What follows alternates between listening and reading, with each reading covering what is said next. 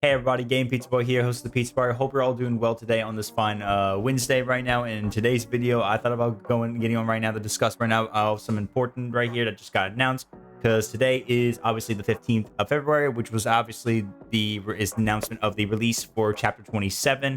For information on it, this includes obviously the trailer, which I just watched right now, and I just want to go through it to show with you guys again and kind of give you my thoughts on it, as well as I'll read the PTB release information and the patch notes, so you all can be ready to expect what we have. And I haven't read the patch notes yet, so I'm looking forward to see what they got in store for us. So I'll be giving my thoughts on them as I read through it. So I'm kind of going blind from this, except for the trailer, since I've already seen it.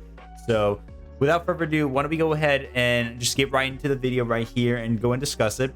And I will let you guys hear my thoughts on it. So let me just go ahead and just be quiet and just let you guys listen. I'll obviously talk a little bit while we're explaining this a little bit. So let's go right into it.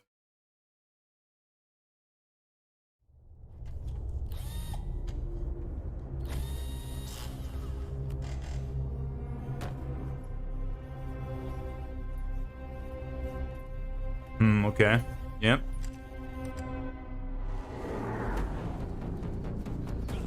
So we saw the killer earlier. There's two survivors right there.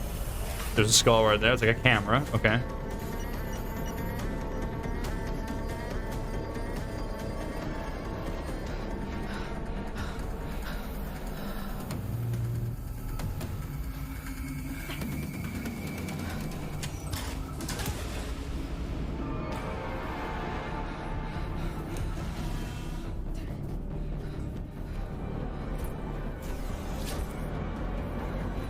Big claws right there.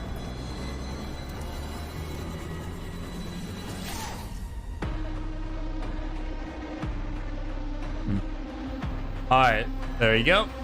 And March 7th, the release date for the Tools of Torment chapter. All right, okay, so that's the trailer right there. And I want to kind of get my thoughts on it. So as we see in the trailer, we get a good look of exactly now finally everything in action, what we expect from the previous teasers and stuff like that.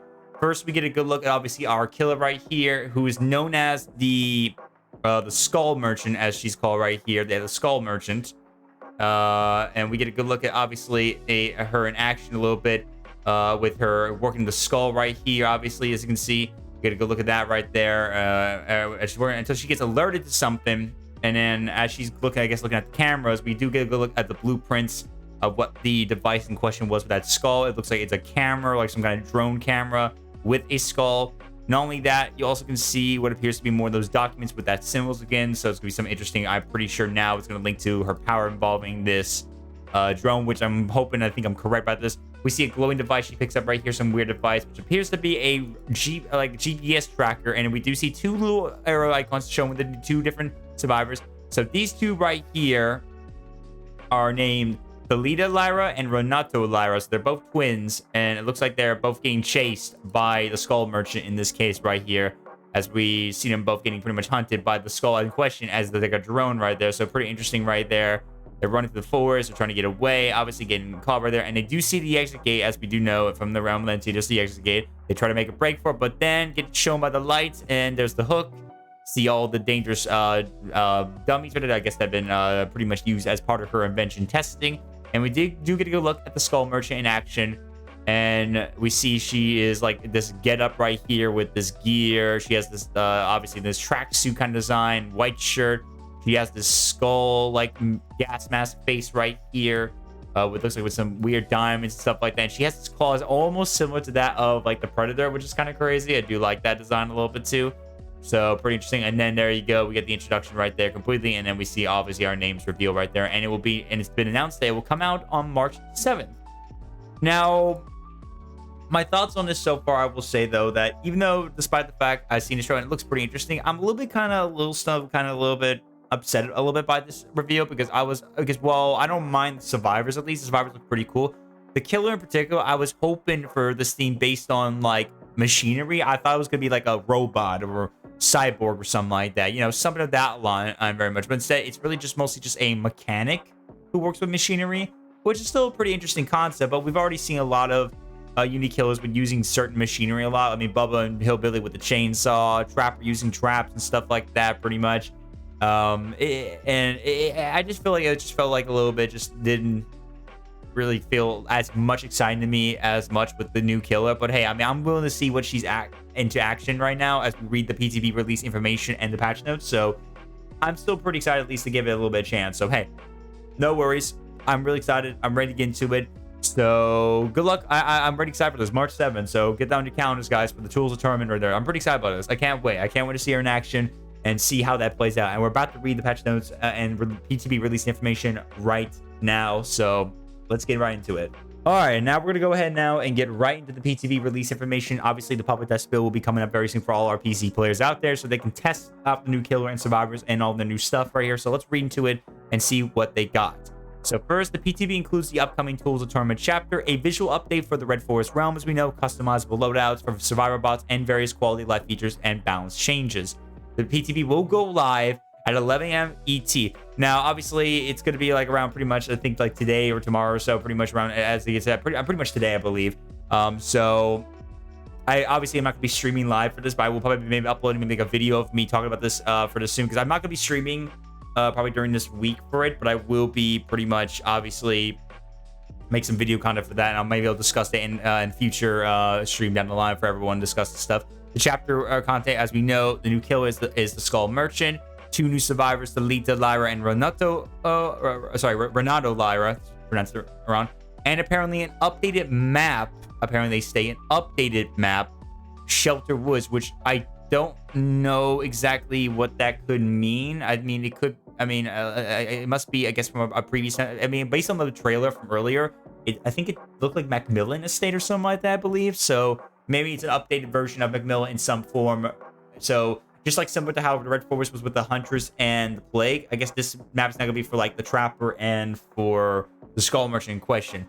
And as we know, we already got our additions, as we know right here from the previous update video. If you haven't seen that, definitely go take a look at it for sure. Indeed, definitely go take a look at it for sure here on my channel. But that's pretty cool right there. Some pretty small stuff right there. Now let's get right into the main juicy part, the patch notes, and go through everything, because they do announce a lot of big stuff right here, obviously, as usual. So I'm about to read through it, and I'm going to be giving my reaction to it and explain it and give my thoughts on it. So let's go and discuss that right now and have some fun with it. So first up right now, it says some important right here. Important progress and save data information has been copied from the live game to our PTB servers on February the 6th. Please note that players will be able to progress for the duration of the PTB, but none of that progress will make it back to the live version of the game. As we know, typically that happens. Content. The new killer, the Skull Merchant. So we do not get a mention of, obviously, her power right now, but my guess, based on ideas for that with the whole drone situation, my guess, since the tease with those boxes, is probably going to be like something that you're going to be able to use to kind of act like as a camera and scan the area, obviously, to detect survivors in certain locations or something like that. So it could be pretty interesting right there. But we do get a mention of her perks. So let's see what her perks are about.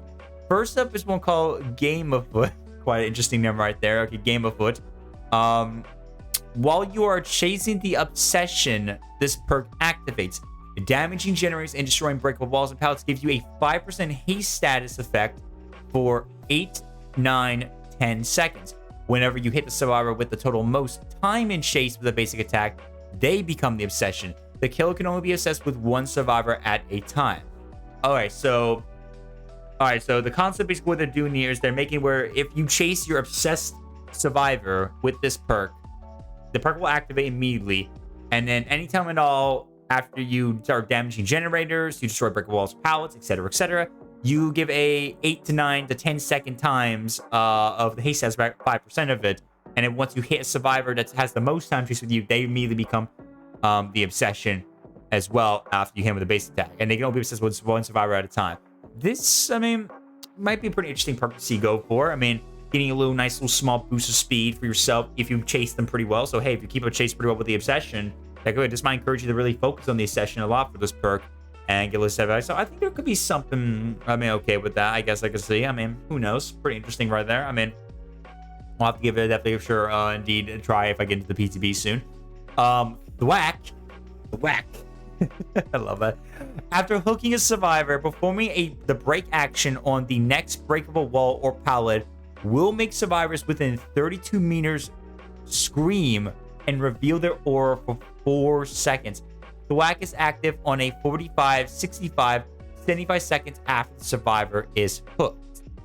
So anytime you hook a survivor, if you after hooking it, you have about basically at the maximum, if you get it fully leveled up, of 75 seconds it will last. So it has a long duration, and if you get that, it'll give you time. Anytime at all you break any like any walls or pallets, that means anyone within 32 meters of you, I guess, will scream and reveal their ores for 4 seconds. That might be a pretty cool reading perk right there. Interesting. I'm interested to see how that plays out. 32 meters, they will scream and reveal their ore for 4 seconds, and it will last for 75 seconds at max after you hook a survivor and you just break a pallet or wall. I wonder if it will turn off, though, if you do that. That just got me intrigued, but does it turn off after you do it, or does it keep going until the 75 seconds is up? Or maybe it turns off once the survivor who's been hooked is unhooked. So 75 seconds, like how long it will last typically if they're still hooked, but it will stop probably if you unhook them, I believe. So if another survivor unhooks them, at least that's what I'm thinking of right now. So who knows? Pretty interesting right there. Pretty interesting. Leverage, the final perk right here for the killer. Each time you hook a survivor, you gain a token up to 10. When you hook a survivor, this perk will then immediately activate. For each token, it reduces the speed at which survivors heal by 3, 4, 5% for 30 seconds. So that's interesting now. Very big healing regression right there, perk right there that you can combine with. And that means, so every time you hook a survivor, you gain 1 token up to 10. And it doesn't mention that you lose your tokens for any reason. So that means I believe that you keep it permanently. So it's like similar to like fire up every time after a gen's been popped, or at least after you at least damage people enough. It will with Thanophobia, it will just keep going until you at least keep people damaged, or you max everyone out to pretty much damage or dying, stay or hooked.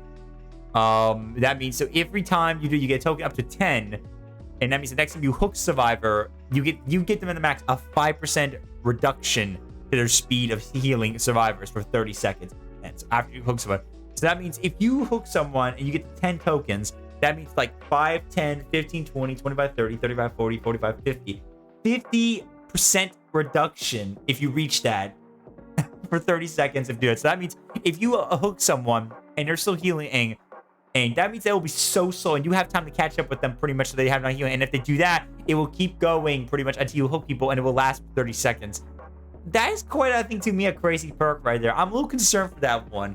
I mean, also for the fact that it's 30 seconds after you hook survivor, that's quite a lot of time right there, in my opinion. I mean, like the bonus thing is enough to me, but like the 30 seconds, I think that should be toned down a bit more, like to like maybe 15 seconds at least. Maybe cut that in half to 15 seconds. That will just give them a little, because then at least makes sense for that reason, so they at least can heal themselves a little more or still time at least. But then at least after then it will cut out and it will immediately go right back to normal. I just feel like that, in my opinion. Because then that will just be, because I feel like that's just a lot of time right there, in my opinion. That's just me, honestly. But what do you guys think? Definitely let me know let me know in the comment section below for sure for that. But that's pretty crazy perks. I think so far on the perks for the Skull Merchant, I think Leverage is gonna be a pretty insane perk to use. That is quite an interesting perk to be used for a healing regression right there. And that and Thwack. I think Thwack would be pretty interesting, pretty good too, as well as a nice good reading perk right there. So we'll see that. Moving on to one of the survivors right now, we see her 3 perks. We're going to see Thalita, Lyra, and then we'll get to her twin brother, Renato. Let's see. Thalita, she comes with 3 perks. First up is Cut Loose. After performing a rushed vault in a chase, this perk activates. Okay, so a rushed vault, every other thing, after you do that while in a chase, it activates. While active, your rushed vaults are silent for 4, 5, 6 seconds, and successfully performing a rushed vault during that time resets the timer, and this perk goes on a cooldown for 45 seconds. So it's a lot. Okay, so it's basically a lot like Quick and Quiet, but it's only active when you when you're in a chase, and it gives you at least a short time to keep going, rather than just on the one use and you have to wait a while for it to have a cooldown right there. I mean, I could see that probably pretty good for some chases. I mean, think about it. If a killer is getting a little bit too cocky with the hearing part, and they end up getting caught up guard with the hearing, they think that they didn't vault, they might end up going back around when you vault for like the killer shack, and they might think you went outside or inside, but you went the opposite way or something like that. So that could be a good tricky way. So I can see that. At least that is one good thing, that at least has a very lengthy cooldown, because I can imagine if it was really short, it would be a very, really aggressive perk to be used a lot in chases. So I can see that pretty well. I mean 45, maybe, I think maybe might be too much in my opinion. Maybe like 30, maybe seconds, maybe put that down to like 30. But honestly, I think 45 is good enough for now. I mean, I'd say test it first before I even say anything. So I just said it right there, but I'll just wait till we test it for sure and find now in the PTB. So definitely interesting right there. Definitely interesting right there for sure. Friendly competition. Whenever you finish repairing a generator with at least one other survivor, this perk will activate. So this is like almost like a friendly thing, like similar when you co-op relate, pretty much right here. So once you finish repairing a generator with at least another survivor, the perk will activate. You and other survivors who finish repairing the generator get a 5% increased repair progress speed for 45, 60, 75 seconds. Survivors can only have one instance of this perk's ability active at once.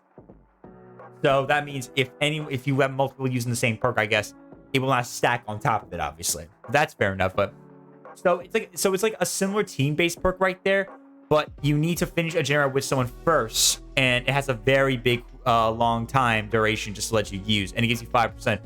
That could be a pretty good team perk right there. I mean, like, you work together with gen relay perks and get that done like that. You have 75 seconds to use that. I mean, hey, you get done with that pretty well, pretty quickly, combined with all that on top of that. So I can see that when you work together with team right there. I can very much see that pretty well. So, hey, I mean, that might be pretty interesting to see how that plays out. I mean, I don't know if that would be any better than any of the other perks, like that are gym perks, because prove that stuff you could just do when you're with someone, and it gives a lot more with that too, still in general. And then you got like other stuff like hyper focus to help out with stuff like that. You got obviously they combine with that perk hyper focus to use that for the little generation perk right there. You got Overzealous, which if you cleanse a totem, you get like 8% of that, and double than that if you do a blessed totem, pretty much or like you cleanse a hex totem.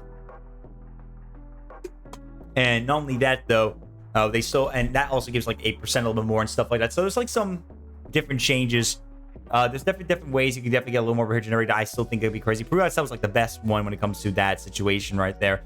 But this is like nice little small bonus on top of that, just to kind of get to work on that stuff right there. It's like it's like you get some in return for working with someone on that. So I can see that pretty well. And anyone anyone's with you on that will get that stack as well. So hey, I can see some pretty good with that. I'll give that definitely for sure a go. That might be pretty cool. Definitely pretty cool indeed.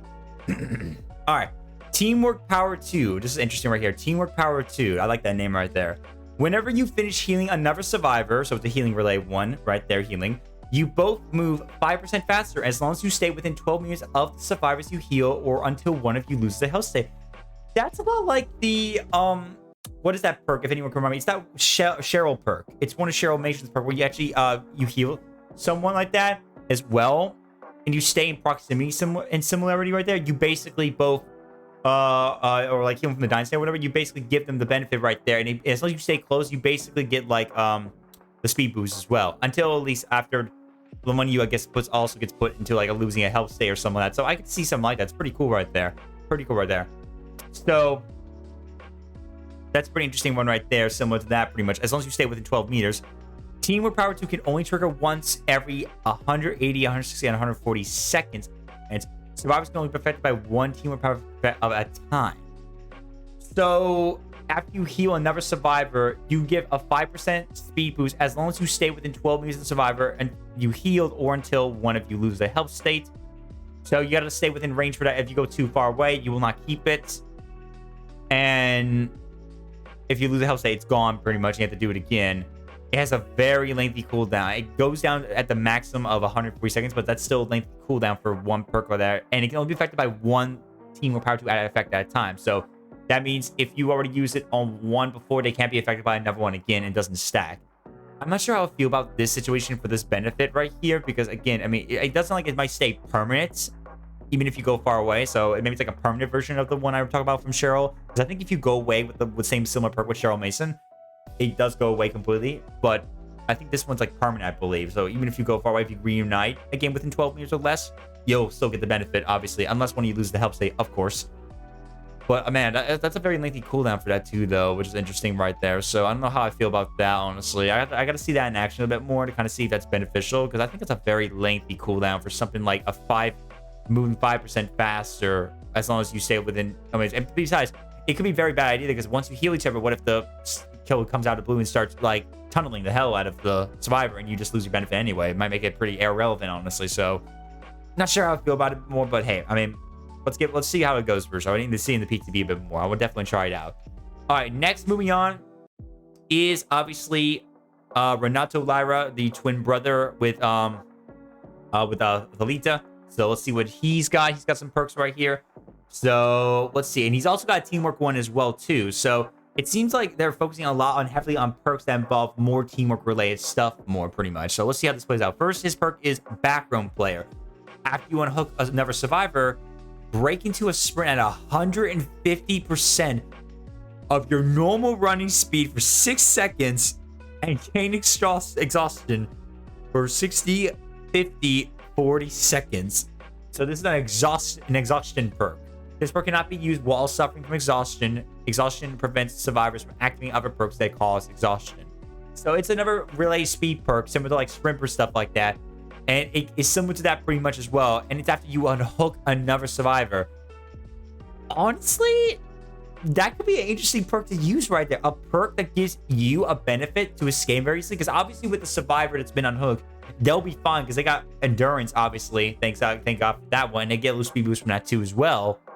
But the fact that you can also do that too, so if you get to them in no time and then run for it, you get 150% speed for 6 seconds to run and book it on out of there. And you and your teammates are separated to hopefully that could be a good perk to really help out a lot for deal with people who are like camping around or still within areas of hooked survivors and getting you out of, so you don't go down the same time after you unhook someone. That could be interesting right there. I could see that. Maybe that could be an interesting combination. But obviously, due to this is also an exhaustion perk, that means you can't just work this with like dead hard or something like that, which means you basically will need to like be careful when using this perk, obviously, because obviously after that you'll become exhausted, which means no other exhaustion perks you have will not be used, and that happens right there. So I can see that being used pretty well. I can see that. That might be pretty interesting right there. I'm actually pretty excited to see what backroom play plays out with. I want to see that in action right there. All right, next up, Blood Rush. Now, Blood Rush, this perk activates once you are one hook away from instant death. So on your second hook. Okay, so this is for you. While healthy, running, and or suffering from the exhaustion stats effect, you can press the ability button to then lose a health state and recover from exhaustion and gain the broken stats effect for 28, 24, 20 seconds. You will automatically heal from the injured to healthy after within that same amount of time as well. Being put into the dying state will cancel the healing effect, however, though. Activating Blood Rush will then disable it for the remainder of the trial. Exhaustion prevents survivors from activating other perks that cause exhaustion. Broken prevents survivors from being healed. So this is kind of like a last resort, a final chance kind of perk, basically. So if you are instantly from one hook, the next time, if you are healthy, running, or if you're running, or if you're suffering from exhaustion, I guess even when you're like in a chase or something like that, you can literally just use that to just immediately lose a health state, recover from exhaustion. So that means if you like, if you use that already with like Dead Hard or something like that, completely in a chase, and you want to obviously use that to prevent stuff like that, you can. Well, Dead Hard probably won't work because again it says healthy. But it does say also when you're running too. It doesn't mention about that too. So yeah, if you're running or something for the exhaustion aspect, and you use that, you lose a health state and recover the exhaustion instantly. But then you gain the broken stats at the maximum of 20 seconds if you're maxed out. But then within 20 seconds, you're automatically healed from injured, and you lose and obviously lose the exhaustion from that effect as well. So you have that as well completely after that time being. So it's almost like inner healing almost, or like that one perk you do if you unhook if you get unhooked, you immediately become broken for a certain amount of time, but after within that time, you immediately become unbroken, and then you literally become automatically healed, so no one can heal you. I do say one thing though that says that being put in the dice state will cancel the healing effect. Don't know if you use this and when you're injured, because it does mention once you use it, you lose a health state. I don't know if that means you still lose it if you are already injured and you happen to run and use like that just to get rid of your exhaustion. If you use like Dead Heart or something like that, or Sprint Burst or whatever. I wonder how that will play out very well for that situation. But this is an interesting perk. It's like a last resort situation to keep you safe from just going down your last hook state. So I could see that. I could see that indeed, though. So who knows how that will play out. I do want to see what Blood Rush goes into. So I'm a little intrigued by that one. Very intrigued by that one. All right, and then obviously the next and final perk for Renato right now is another Teamwork one as well, similar to obviously Teamwork Power 2. His is Teamwork Collective Stealth. So it's a stealth related perk by the sounds of it. Whenever another survivor finishes healing you, you both leave no scratch marks as long as you stay within 12 meters of the survivor who healed you, or until one of you loses a health state. Similar to the Power 2 one, but instead of it just being you get a 5% low speed boost, you get basically no scratch marks at all, even when you're running, as long as you stay close to each other or if you lose a health state. It can only be triggered once every, again, 140 seconds, and survivors can only be affected by this one at a time.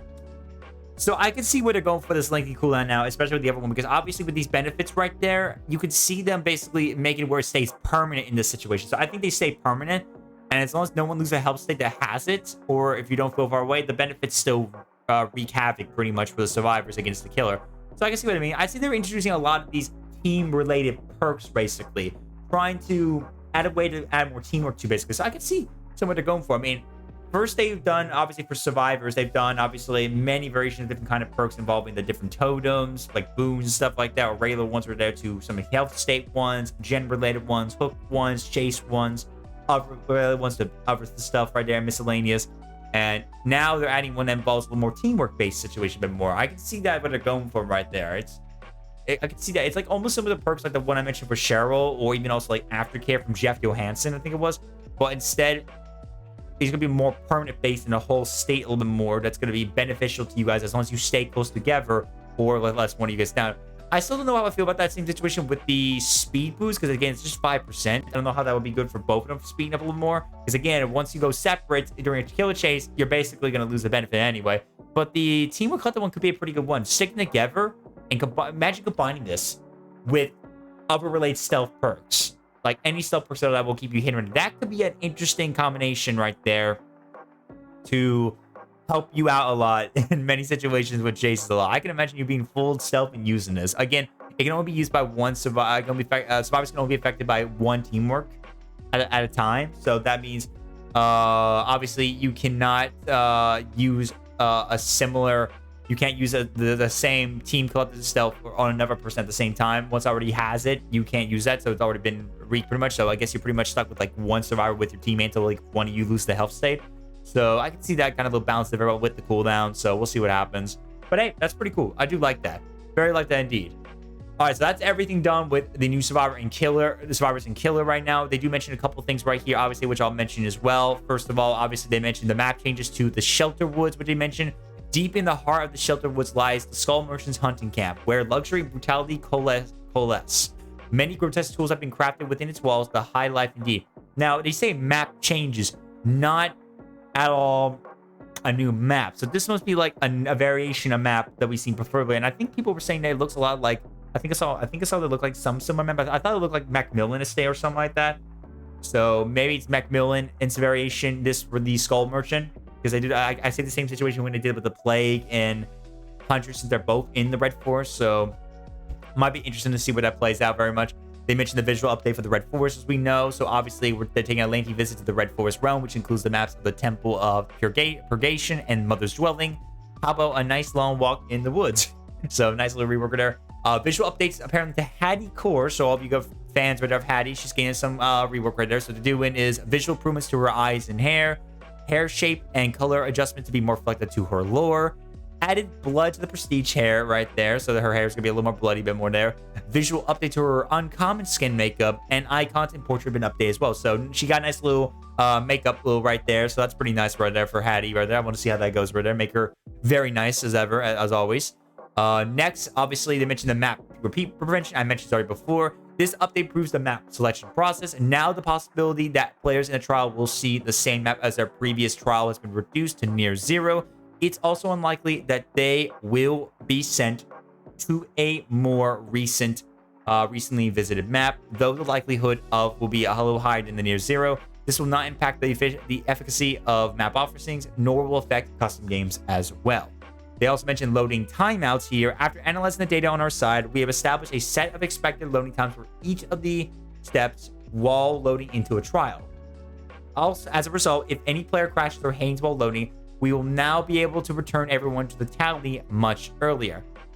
So they basically help made it more easily now whenever someone, like, obviously if it crashes or hangs while loading too much, now you'll be able to get out of there much more quickly instead of just hanging them out for a long time. So that helps out with the loading not taking so long. So that's pretty good. I'm kind of glad they're doing that, because I hate that when it was low. I just have when you're playing, like when I'm streaming the game, it gets very tedious. So I can see that happening. They mentioned reporting players. We know that sometimes you may face unsportsmanlike behavior even before a match. We have now added the option to report player from the online lobby. Okay, so they're now adding, adding an option, better option now to report player from the online lobby. Of course, that you may face unsportsmanlike behavior even before a match. So, pretty interesting right there too. And now next, finally, is the mentioning of the perk changes, which we already know what they are. Both Eruption and Any Means Necessary. Any Means Necessary no longer has any cooldowns, so you won't have to wait so long to lift the pallets. And Eruption, obviously, got the big one right here. After kicking a generator, its aura is highlighting yellow. Whenever a survivor enters the dying state, every affected generator explodes, losing 10% worth of current progress, and starts to regress as normally. Any survivor then repairing the generator will then, when it explodes, will scream and reveal the aura for 8, 10, 12 seconds. This perk then has a cooldown of 30 seconds. They also mentioned for bots in custom games. Obviously, they do a lot of big changes to this too as well. Pre-game improvements, bots are now assigned to specific slots in custom match party lobby. Bots can now use selection of perks in custom games. Up to 4 bot perks loadouts can be saved. Devno, however, they do mention is that not all options for loadouts are currently supported by bots. You may notice that some options of perk items and odds or offerings are missing. These exclusions are intentional. Okay, gotcha. In-game improvements, bots respond better while now terror radius on multi-floor maps. Bots are more likely to pick up dropped items. Bots will use the haste status effect more effectively after being hit by the killer. Bots are no longer overcome with existential dread when broken and holding a medkit. Bots no longer automatically know where their rekindle hex pentamental totem is located. Bots no longer automatically know the perk associated with a hex totem. Bots should now make more strategically sound rescues in the killer's presence. Improve bot decision making while dodging range attacks and looping. Improve bot pathing while obstructed by a teammate. Bots now prioritize gaining distance from the killer over seeking a nearby loop. Bots react more accurately to sound, especially from killer powers. Injured bots are now more effective at healing one another. And when searching for the closet locker, bots are no longer confused by lockers on a floor below or above. Killer specific improvements they also mention here, which is pretty nice right here. I'm reading right now. Bots are more willing to solve the laminate configuration when playing against Pinhead. Bots no longer automatically know which generator Freddy Krueger will emerge from while using the class photo add-on. Bots no longer automatically know which portal the Demogorgon will emerge from while using the Red Moss add-on. Bots no longer fear approaching Charlotte while Victor is active. Bots now know how to crouch to avoid triggering the Hag's Phantasm traps. Bots no longer attempt to blind the Demogorgon while it's traveling the Upside Down. Bots no longer automatically know which pallets are fake when playing against Freddy Krueger or the Doctor. Bots more accurately react to the terrorists while the obsession is affected by Dark Devotion. Bots are far more willing to disarm the trapper's bear traps when required. There's also some light-hearted ones right here as well that do mention as well, which I'll quickly breeze through. This includes a couple of audio-related stuff. Generated sounds are no longer muffled to those repairing it now. Reworked how survivors scream when they're getting hooked to make it sound more natural, and fixed the issue where if ending a trial as the Cinnabite while in the gateway, playing the next trial as the Cinnabite would cause the killer's sound to be muffled. Characteristic stuff. This includes updating the nurse's power description. The dredge no longer becomes invisible when teleporting to a locker at the same time a survivor enters it. The dredge no longer retains bloodlust when teleporting to lockers. The dredge power, the glow beam, can no longer be incorrectly canceled while charging. The killer's instinct is no longer revealed on survivors in lockers from which the dredge had previously teleported. Fix the issue that caused injured female survivor body to clips through the wraith and being grabbed from a locker while he's cloaked. Fixed a rare crash for teleporting to a portal as a Demogorgon. The Trickster can no longer see the impact effects of Thrown Blade when blinded. The Oni's Demon Dash progress bar no longer remains white when the Sculpt Top Knot add-on is equipped. The Torment Trail is no longer applied to survivors grabbing the execution while doing another action. Vaulting, but without moving as a knight. Guardian Companion is no longer disabled until the killer moves. After summoning a guard for an order, the Knight's Guardian Companion patrol path now fades out in its entirety. The Knight Guard no longer spawning in midair in certain areas, such as near door frames. The Knight's Guardian Companion is no longer possible to see the killer's Red Stain or Idle Crows spawn while the guard summon mode. The Knight's Guard no longer triggers the Hidden Corpse jump scare event when patrolling in the Midwich locker room. Perks that get changed up, they mentioned the Guard's Companion can now be canceled by the perk Head On.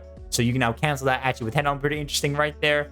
The perk Coup de Grace from the Twins can now correctly extend the distance of its first lunge when a token has been gained.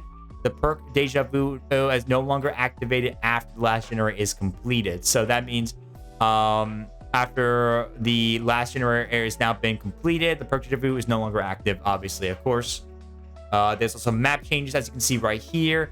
Some UI changes right here, some miscellaneous stuff, which I'm just going to leave right here for you guys to read. You can pause if you guys want to. Obviously, I felt like just now pausing to some of this stuff a little bit for you guys to read, instead of just telling you to go look in the description. But I'll still put the link in the description below for you guys a little bit so you guys can read that. There's definitely a lot of big changes right here for some stuff right here. There's also a couple of things they do mention, one of which it mentions the drone's scan lines can be seen through some breakable walls. So obviously, it's talking about probably the killer's power eventually. We'll know about that soon. The perk Blood Warrior is kill switched due to a bug. So Blood Warrior has now been kill switched, so that perk's gone. And the Auto Haven Records map, as well as Resting Place, is also kill switched due to a placeholder bug as well. So be mindful for that very much for sure. All right, but with that being said, that is everything to talk about with the Tools of Tournament little trailer we just got from that, showing off the killer and the 2 new survivors, as well as some of the related notes that we hear about with everything going on. We're going to be expecting for the PTB and soon when the chapter releases on March 7th. So pretty interesting to see where they kind of go for. I'm pretty interested to see what happens down the line very soon for as we get close to the PTB. Obviously, for today, right now, to try it out. I might be experimenting now, maybe do like a video on that later on today, maybe or so, and kind of give my thoughts on the what I think about this whole thing so far, as well as the trailer. So it's a pretty interesting thing so far. I'm still a little bit upset about the killer mostly, because I was hoping at least it was like someone actually full blown robot or something like that. I thought like the skeleton, like skull head in that was gonna be like attached to a body, robotic, and it's gonna have like the eyes and stuff like that. It's gonna have some cool laser gun or whatever you can use, something like that. You have to require like a lot of aiming and timing patience.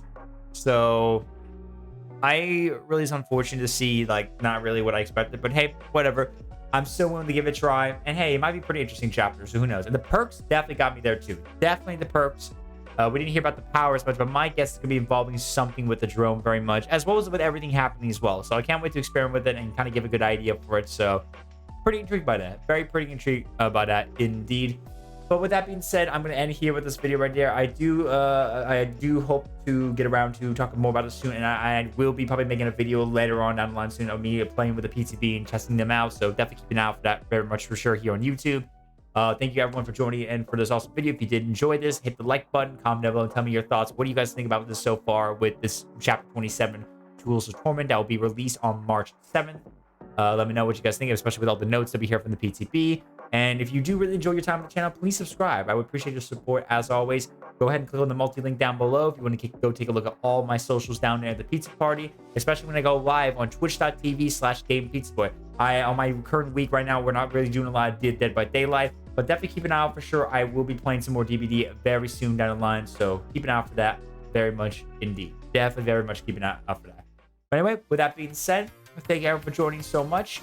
I hope you enjoy the rest of your time today, and I'll catch you next time here at the Pizza Party, everyone. Keep on partying.